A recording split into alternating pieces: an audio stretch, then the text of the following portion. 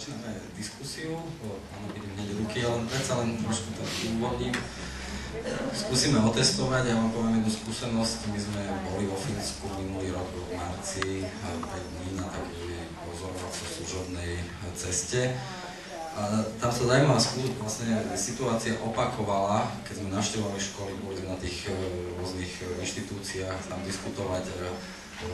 A vlastne tá situácia bola taká, že keď človek sa pýtali sme sa veľa, čo mu oni boli radi, ale postupne, veľmi rýchlo, vlastne už po prvom dni sa ukázalo, že ten systém, tak ako ste aj teraz mohli počuť, je tak jednoduchý, alebo možno by som ešte povedal, presne, že povedal, ako tak racionálny, že ak je človek schopný sformulovať nejakú otázku, nejakú kompetentnú, nejakú veci, tak v princípe tá odpoveď je v nej už. A to bolo potom, keď to sa len čoraz viac a viac opakovalo, že vlastne žiadna z tých odpovedí nebola nejaká čudná, že vlastne nejaká taká ako keby, že wow, niečo naozaj, nejaké takéto tajomstvo, žiadne tajomstvo tam nebolo, naozaj ten výsledok tých diskusí 30-ročných a tej verejnej debaty a verejnej politiky vo vzdelávaní vo Fínsku má ten charakter nejakého úplne prirodzeného, jednoduchého systému, takže poďme si otestovať teraz pri týchto otázkach, či sa to bude opakovať. Máte možnosť, nech sa páči. Počkajte vždy na mikrofón po prekladu. Thank you very much for your talk. I'm from the Faculty of Mathematics, Physics and Computer Science. I've noticed that there have been 3 interlaced basic topics completely different from our country. I mean founding, responsibility of administration structures, and teaching and learning policy. And I think that it's obviously necessary to make all those 3 grow up continuously and maybe all the time, in long time and so on. But I would like to know, do you see enlarged importance of some of those 3 pillars? I mean, is there any priority or any emphasis on founding, on responsibility of administration structures, or it's, for example, teaching and learning policy which is most important? Thank you. Yeah, this is a good question. As I told you, that it doesn't help if you just change in some small part of your system. You have to look at it as a whole, and if you change this, you have to make one kind of a laboratory work, or how to say, I don't know, I lost the word, but somehow one kind of practicing by hands that, okay, I changed this, what other things I need to change, that this change will work. Let me explain. If you change something about the teacher profession, making them more freely to do work, or give teacher training and service, push them there, or as a volunteer, if nothing else happens in the school, I mean that maybe there is no extra research to give you, no material, no equipment, especially in sciences. Well, it doesn't work. You have to think all these different areas that what need to change that this will happen. So there's collaboration needed between all of them. Yes, and one more thing is that not only in education, there's a lot of things, especially special education. In Finland, it's impossible just the school take care about it. I was talking about these experts. They are external experts. They are helping school. And if they find, a teacher can find the problem, they can indicate that, okay, this student has a problem in learning mathematics. But that's what they need to do. Then come the expert to help to make a program to what to do with this kid. And those external persons comes from the healthcare, not from inside the school.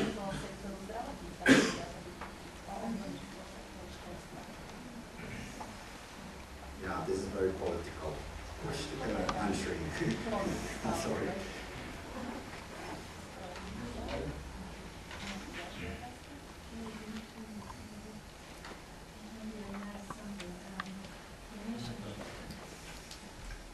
Sorry, thank you very much.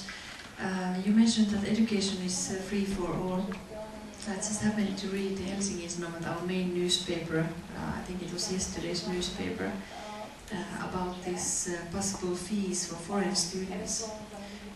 For the moment, also university studies are free of charge, also for the foreign students. But for example, Denmark and Sweden, they already introduced these fees. And some politicians think that we should do it as well. What do you think? Well, these polytechnics and universities are not under our agency, so they are under the Minister of Education. There's two things. One thing is that if we put those fees for foreign students, maybe some other countries are more attractive for them. Because I didn't show you what kind of challenges we have. The biggest challenge actually nowadays is that 2030, so after 20 years, Finland will be again top in Europe, but in a negative way. I mean that a lot of people are retired from working life, and not much people coming to working forces. So we will have a big lack of working people in Finland, and we can't cover that by Finnish persons. We need immigrants, and as you see, our immigrants rate is 3 point something nowadays, and comparing to Nordic countries, Sweden almost 10 and Norway 12, 13 even. So they are more attractive countries. And some other countries who are juggling the same problem like Finland after 20 years are German, French, Belgium, and they are already doing a lot of things with the immigrants. They have a long tradition to handle this. We are just making first steps on this. And if we put this kind of limitation or borders for higher education, maybe it's not a good idea at all. Maybe we should do, again, let Swedes do this and we do that.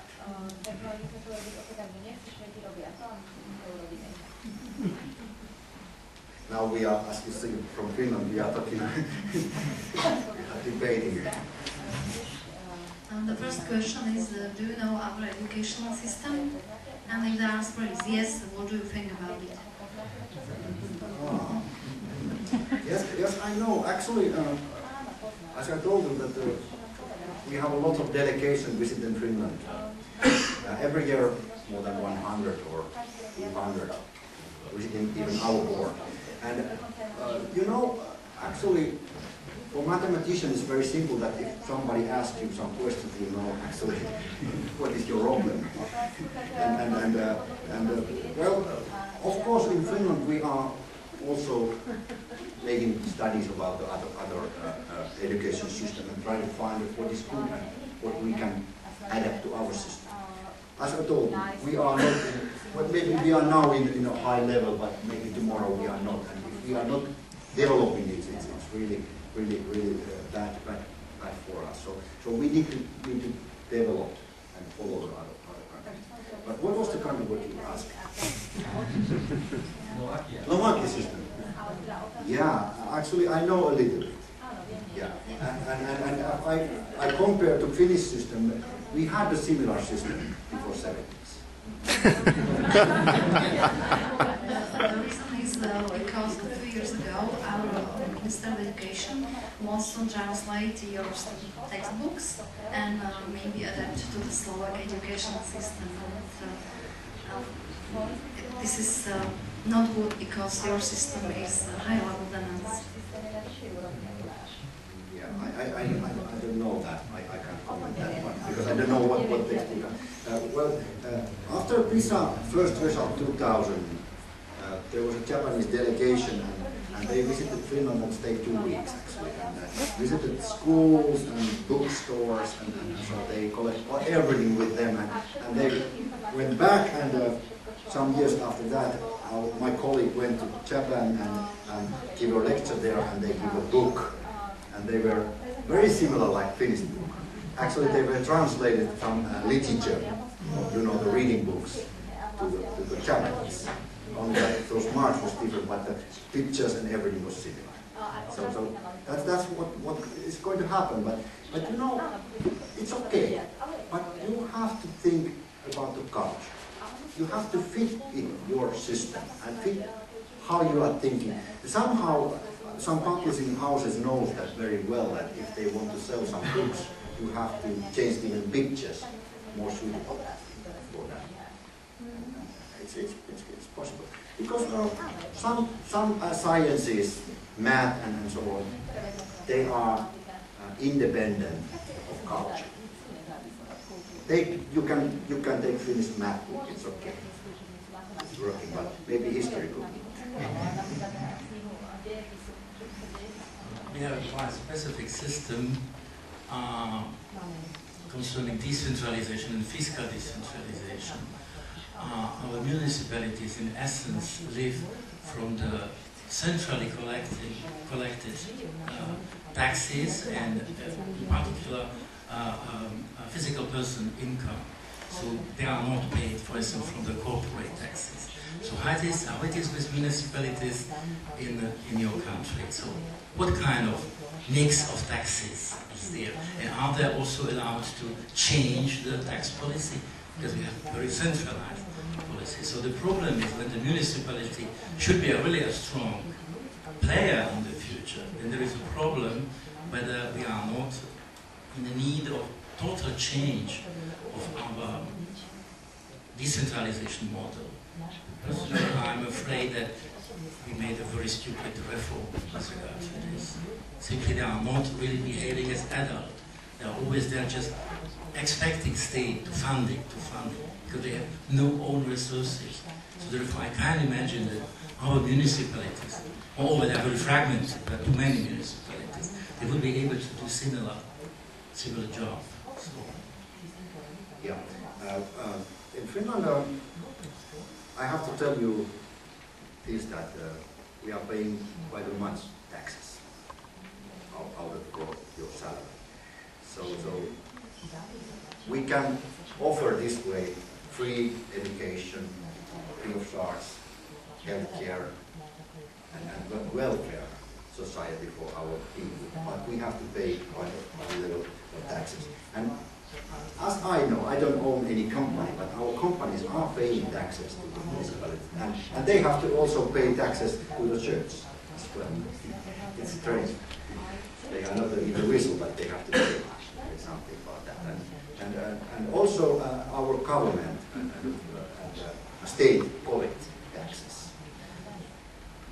from people's salaries or real estates or companies. So we are paying many different taxes. And of course there is a taxes which is including in the products. You go to the store and you want to have that and you pay taxes in that way. I mean alcohol and tobacco and these kind of things.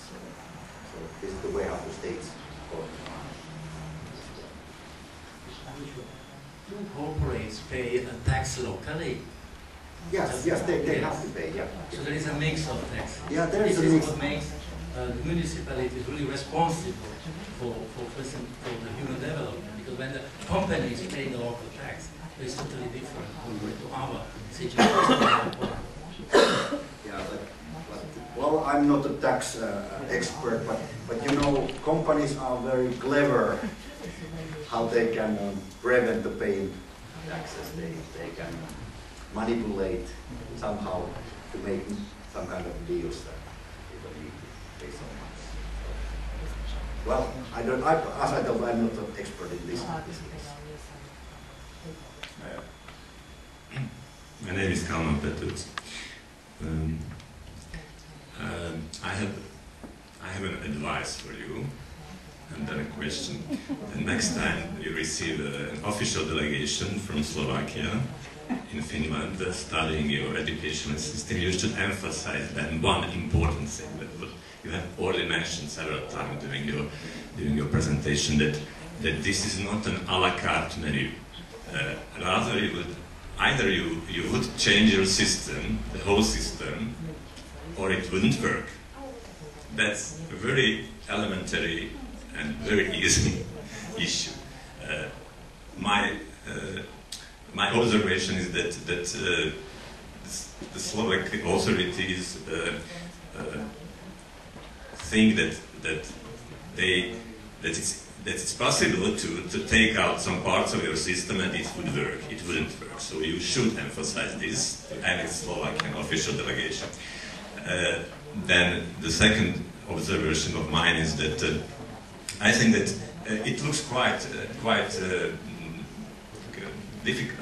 complicated when you mentioned so many parts of the system, but I think that it can be summarized, summed up into three basic things of observation. That first, there should be a clear political decision on the highest level about that education is a private. I think that this should be done. Once the politicians decide that education is private, they should attribute money to that. So you have it. Second, if you have money for that, you have to ensure that the best people go for teachers. Once you have the best people as teachers, you have to trust them because they would know what they should do. It's very easy. That's all. And this you should tell all Slovakian official delegation that you come to. That was very, very clear.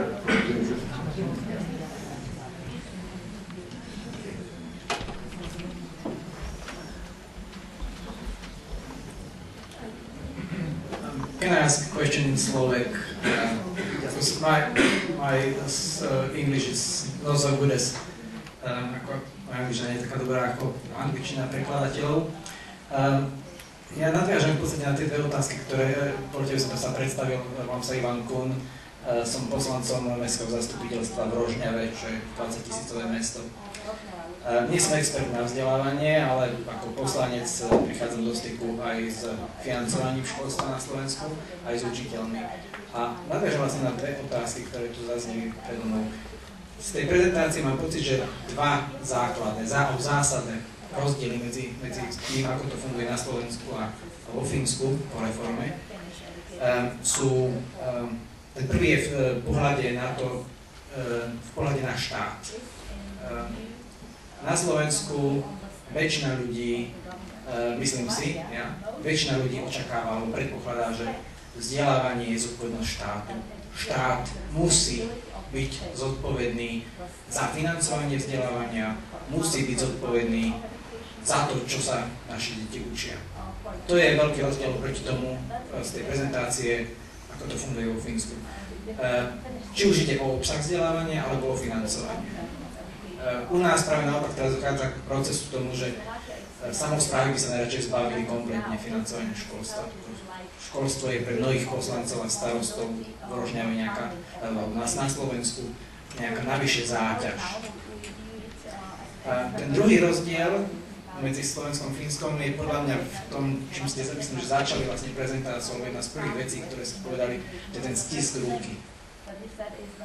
Že tomu, čo Angličania hovoria, gentlemanská dohoda. Proste je istá úroveň dôvery v to, čo sa povie. A to myslím, že na Slovensku neexistuje. U nás a priori očakávame, že ten druhý bude potvádzať, klamať. Výsledkom toho je, že keď sa rozprávam s učiteľmi v mojom okolí, nejakými mojimi kamarátmi, tak sa ani nesťažujú ani tak na plat, aj na to sa sťažujú, ale sťažujú sa na byrokraciu a na to, že sú neustále kontrolovaní, ako keby sa očakávalo, že sú to flákači a podvodníci, ktorí neučia alebo učia zle.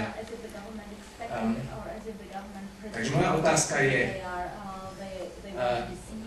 ako zmeniť mentalitu ľudí. Dá sa to zmeniť? Museli sa Fíni zmeniť?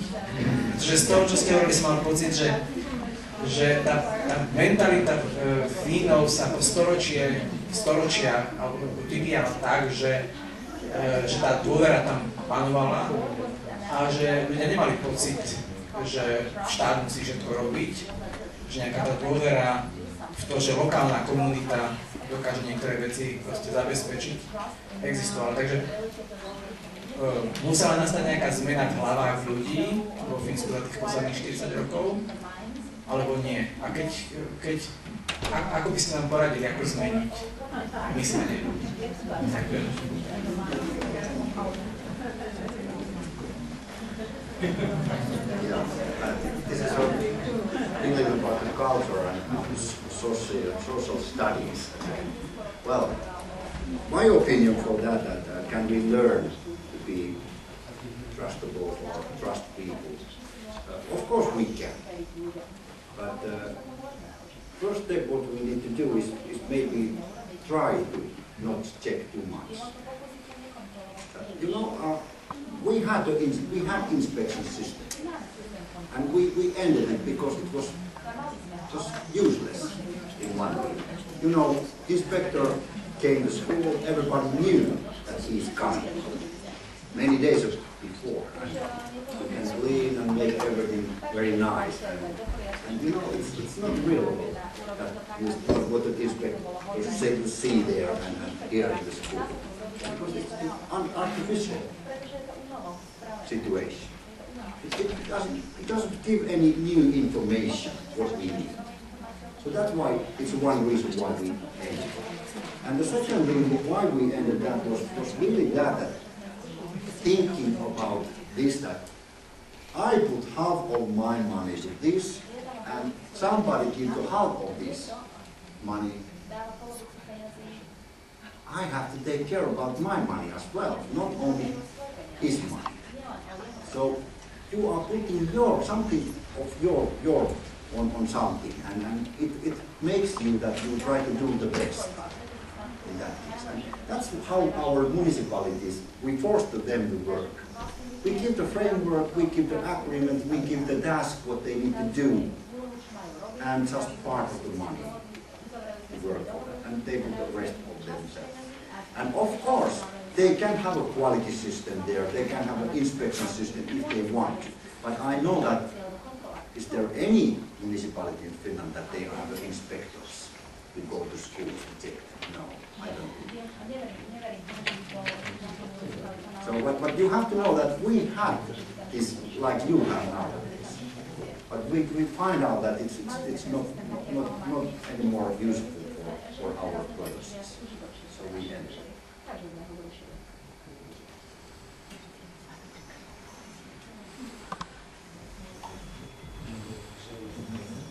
Dobrý večer.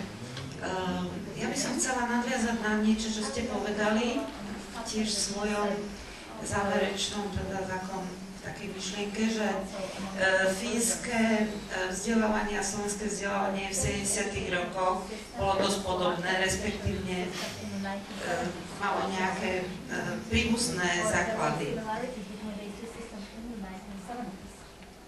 No a nemyslíte si, že práve tie princípy socialistického vzdelávania a kultúry, ktoré boli v tom čase,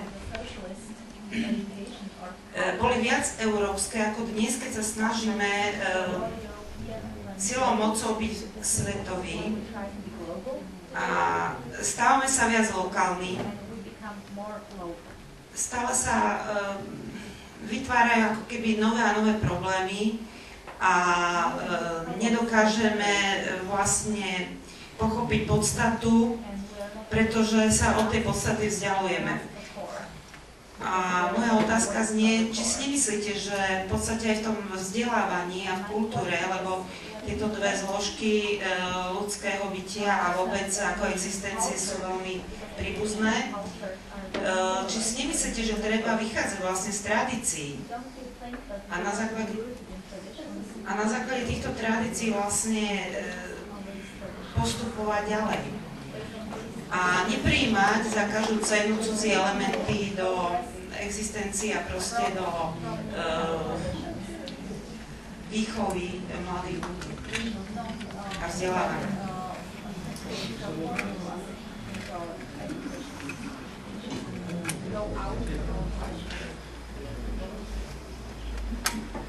Yes, well, this is a good question, and if I try to give advice, it's not good advice, but it's advice anyway. it's better to keep on own traditions in one way, and own culture. And if we want to develop, I give an example like we did in Finland. We copied something from Sweden, and next wave we went to England and copied something from there. And we didn't adapt them as they were. We tried to fix and modify and tailor them to suit our culture and our traditions. Because if you stop using traditions, you lose a lot of things. And maybe there will be very strong defense to renewing things. People don't like that, why we are changing everything so rapid. Again, the map I showed you that from the 70s to nowadays, 10 years leaves what we did. And then we change again, 10 years, and then change again.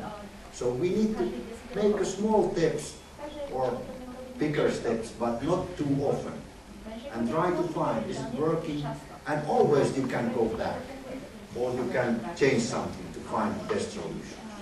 And in Finland we have been quite a happy situation that we didn't change everything. I mean all the schools. We had some kind of project schools. In 1980s we started so-called aquarium program. We choose maybe 10 schools around Helsinki, and they started to make own curriculum framework. Not a framework, but the own curriculum by our advisors' help. And that was the one kind of practicing for the bigger reform in 1994. So there can be some kind of project which gives good advice, good information, good knowledge how to do with and how to deal with the bigger or the older schools. So this is the way how you can taste, is it okay, keep the tradition still on there, and little by little change. As I told, this is what we did, and it's advice, but not the best.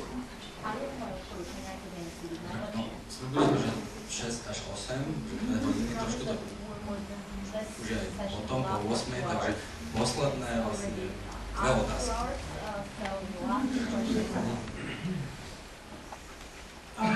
My name is Linda Stein. I'm an English teacher.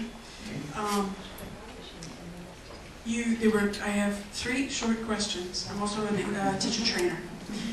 You mentioned that the Swedish and the minority languages have to learn Finnish as well.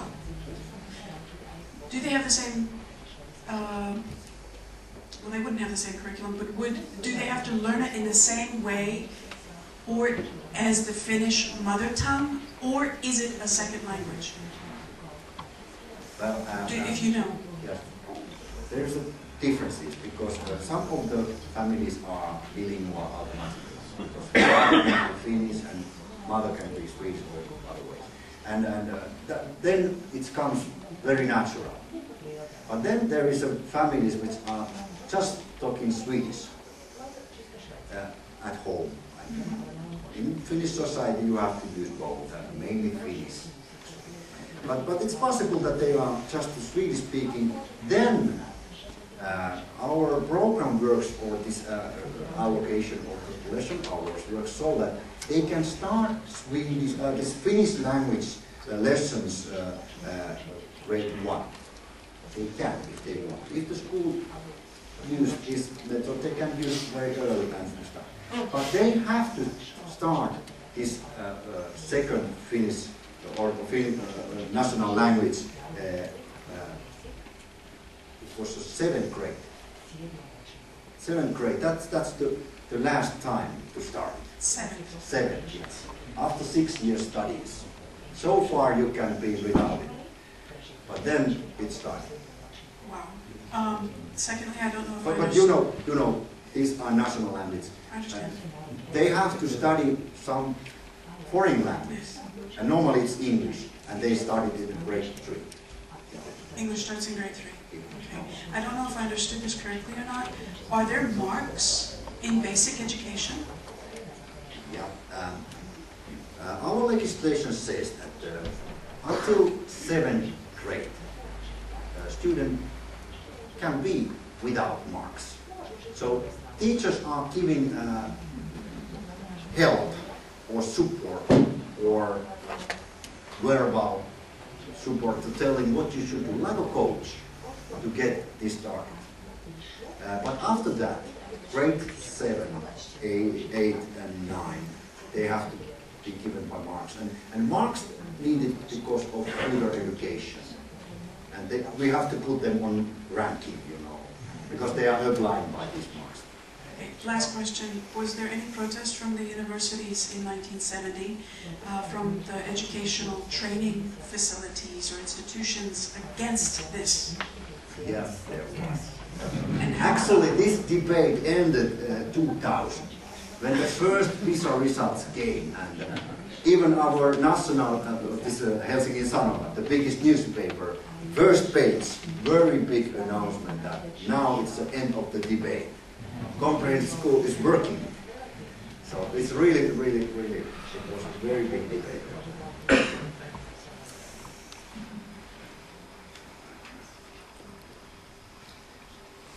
My name is Jena Jakabčicová, and I would like to say I was studying in Finland in 2000 in Oulu University, and I was studying Oulu phenomena, the great cooperation between university, technopolis, and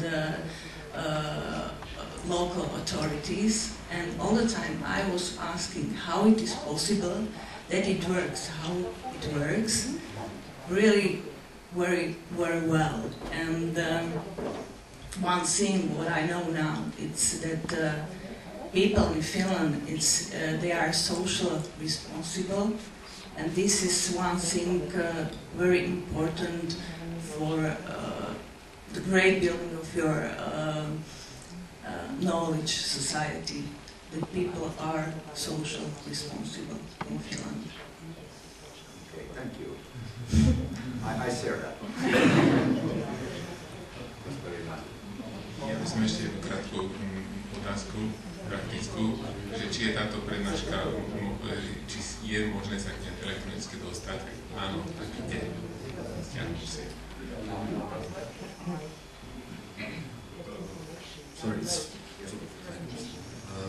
Táto prednáška je okrem iného online streamovaná stále na YouTube a okrem iného bude dostupná na webe e-trendu a na webe noveskolstvo.sk. Takže nie len táto prednáška, ale aj táto prezentácia. To absolvováme verejná komisia, takže tak.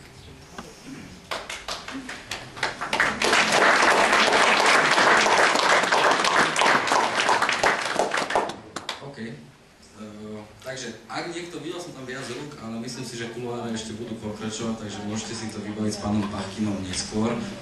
Naozaj bolo by možno trošku trápne, keby sa začali stavať ľudia odchádzať z tejto prednášky. Ja ďakujem Leo Pahkinovi za excelentný výkon, great performance, Leo, thank you very much. Ďakujem za tú inšpiráciu v úvodzovkách Evangelium podľa Finnish Board of Education.